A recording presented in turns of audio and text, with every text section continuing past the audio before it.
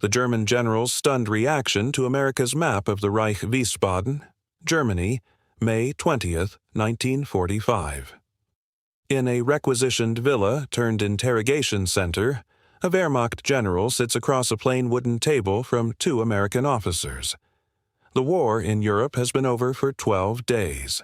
He has surrendered his uniform's dignity but not its posture, and he watches with a controlled, professional curiosity as a folder is placed in front of him. Inside are target maps, oil production charts, railway diagrams, and photographs of factories he had personally toured. He recognizes the buildings. He recognizes the rail junctions.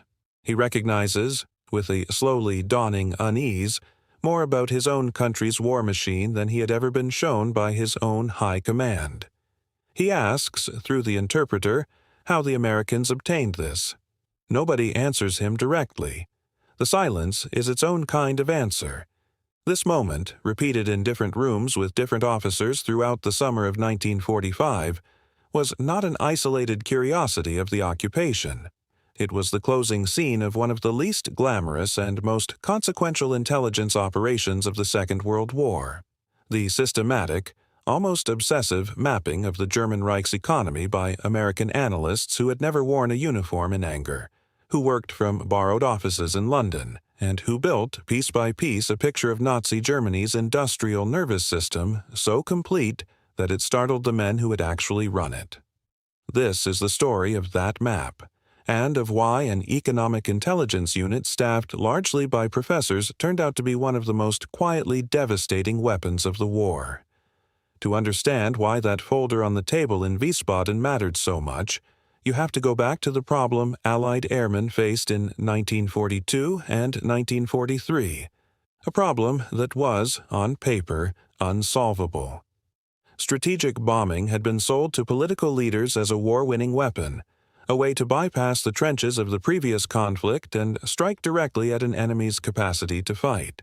The trouble was that nobody actually knew, with any precision, what to hit. Germany's economy stretched across hundreds of thousands of square kilometers, dispersed across river valleys, forests, and cities that had grown organically over centuries rather than being planned for easy destruction. Early raids by RAF Bomber Command had demonstrated with brutal clarity that bombers of the period could rarely find, let alone hit, a specific factory at night. The Butt Report of 1941, commissioned by the British government, found that only around one bomber in 3 got within 8 kilometers of its intended target, and over the heavily defended Ruhr the figure was worse still. Precision bombing, as a concept, was aspirational. In practice, it was closer to guesswork conducted at altitude, under fire, in the dark. The Americans arrived in 1942 with a different doctrine, built around daylight precision bombing using the Norden bomb site and tight defensive formations of B-17S. The theory was elegant. The application was not.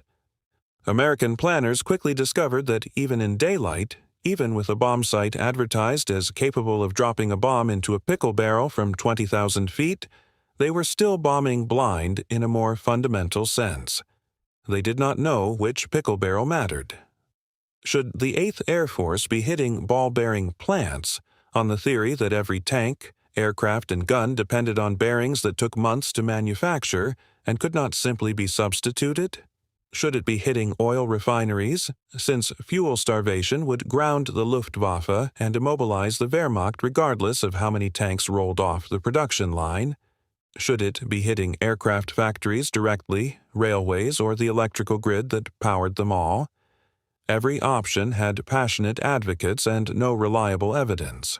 Bombing crews were dying at an appalling rate, sometimes losing more than 5% of an attacking force in a single mission, and command needed to know that every one of those losses was buying something real.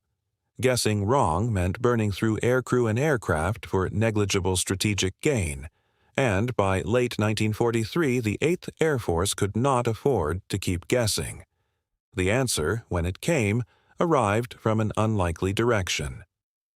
In the autumn of 1942, the American Embassy in London established what became known as the Enemy Objectives Unit, a small outfit nominally under the Economic Warfare Division but functioning, in practice, as a bespoke intelligence cell serving the 8th Air Force directly. It was led initially by the economist Charles Kindleberger, and it drew its analysts not from military academies but from university economics departments, including a young Walt Rostow, later to become an influential Cold War strategist, then simply a sharp mind good with numbers. These were men trained to think about economies as interconnected systems, where a bottleneck in one sector could choke an entire war effort, and that habit of mind turned out to be exactly what strategic bombing needed. Working out of offices at 40 Berkeley Square in London, the Enemy Objectives Unit fused together every scrap of information they could obtain.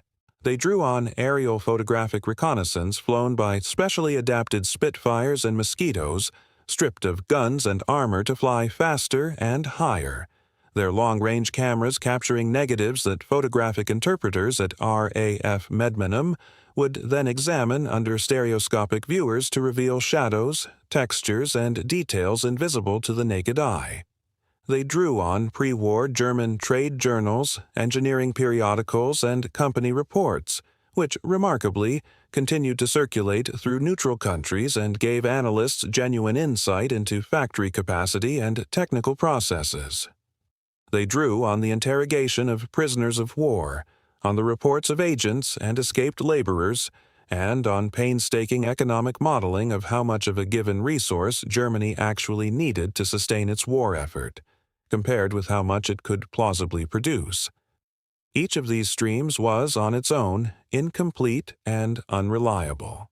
Combined, cross-checked, and continually revised, they built something extraordinary, a living, evolving map of the Reich's economy, identifying not just where factories stood but which ones mattered, which processes within them were irreplaceable, and which could absorb damage and recover within weeks.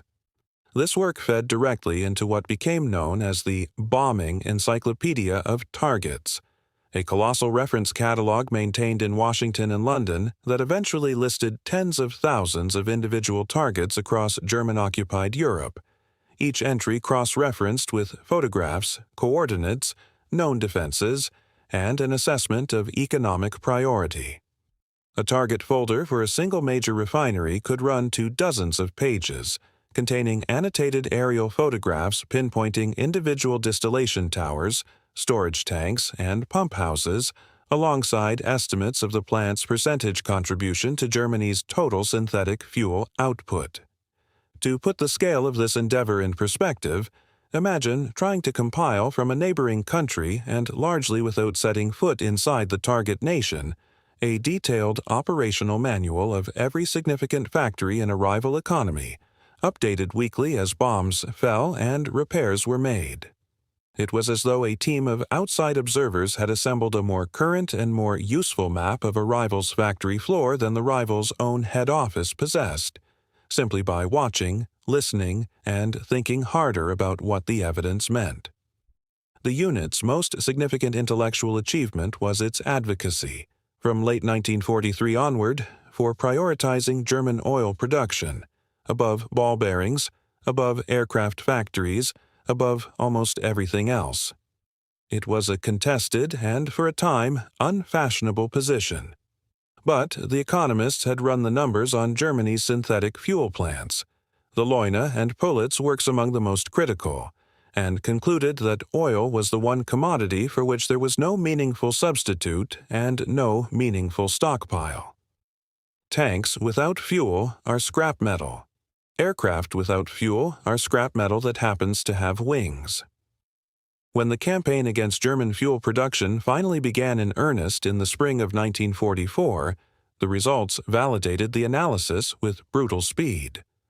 German aviation fuel production, which had stood above 175,000 tons a month in early 1944, collapsed to a fraction of that within months, and Luftwaffe pilots by late 1944 were being sent into combat with training so curtailed by fuel shortages that many had logged barely a tenth of the flying hours their predecessors had received. Operationally, this intelligence work rarely produced the kind of dramatic newsreel footage associated with the bombing campaign itself, but its fingerprints are visible across the major raids of 1944. The attacks on the Ploiești oil fields in Romania, though costly and only partially successful in their first major raid in August 1943, were built on economic assessments of Romanian oil's contribution to the Axis war effort. The relentless campaign against the Ruhr's synthetic fuel plants through the second half of 1944 followed target priorities drawn almost directly from enemy objectives unit assessments, hitting the same handful of critical plants repeatedly to prevent repair crews, who worked with genuinely impressive speed, from restoring capacity.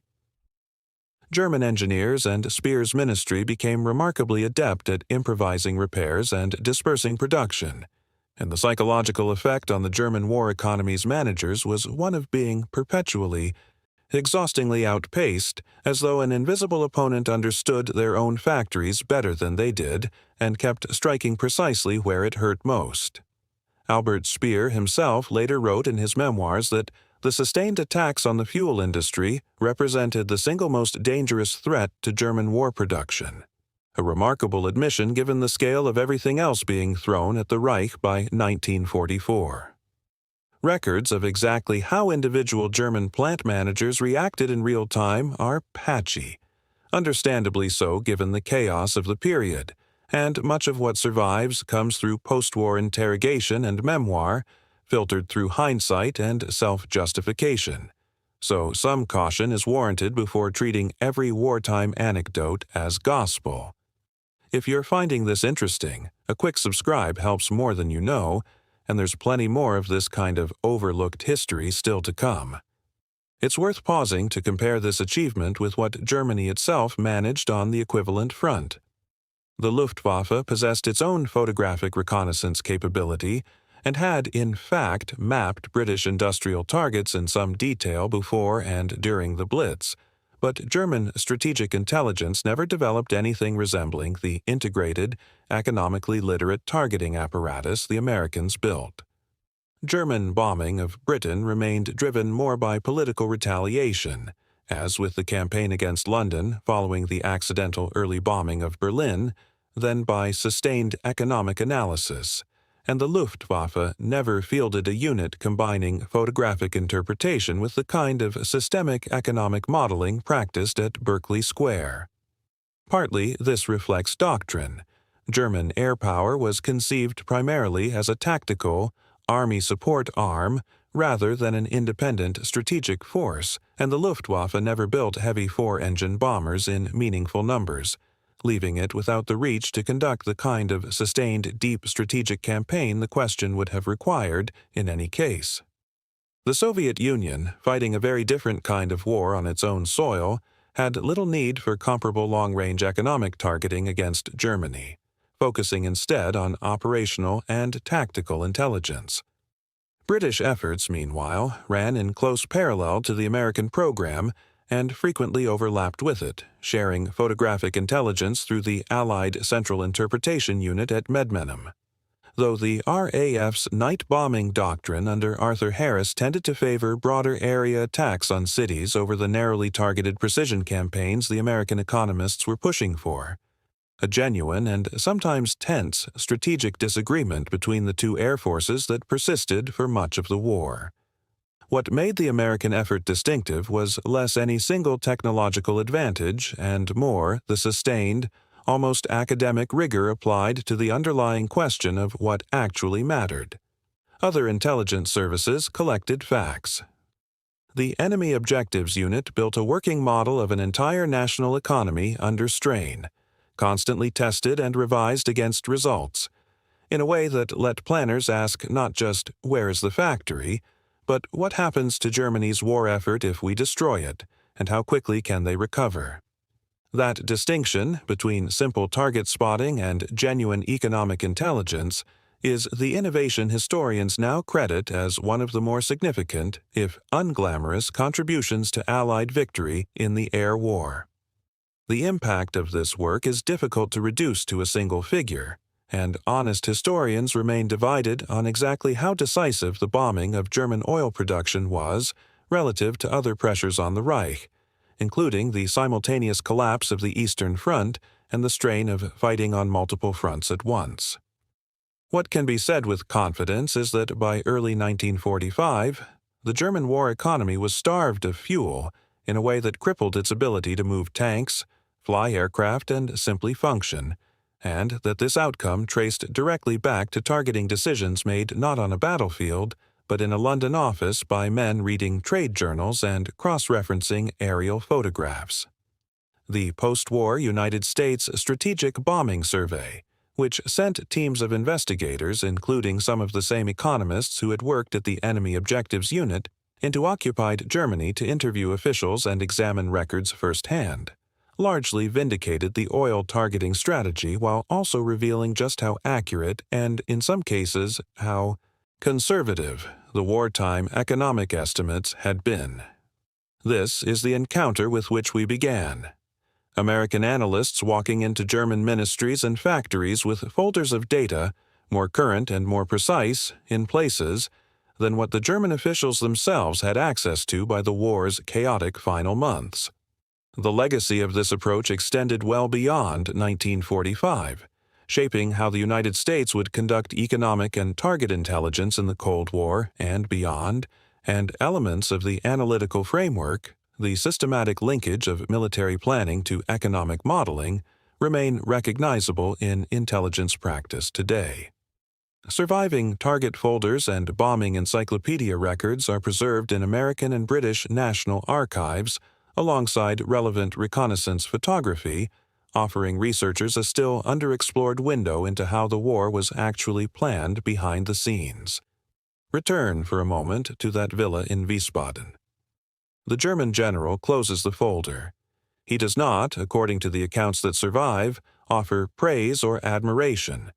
He asks again how it was done, and this time the American officer across the table simply says that it was mostly reading and looking and doing the arithmetic properly. It is a deliberately modest answer, and it is also largely true. There was no single miracle device behind the map of the Reich, no secret decoder or stolen blueprint that explains it all away. There were economists who treated a war economy as a puzzle with a solvable structure, photographic interpreters who trained themselves to see factories and shadows on a negative, and analysts willing to revise their conclusions weekly as new evidence arrived, rather than defending a fixed theory. What stunned that general, and others like him across the summer of 1945, was not any single secret. It was the discipline of an enemy that had taken the trouble to understand his country's economy better than complacency had allowed his own government to understand it themselves. Germany built the factories. America, in the end, understood them, and in a war decided as much by production as by combat, that difference in understanding turned out to be its own kind of weapon, quieter than any bomb, and in its own way, just as decisive.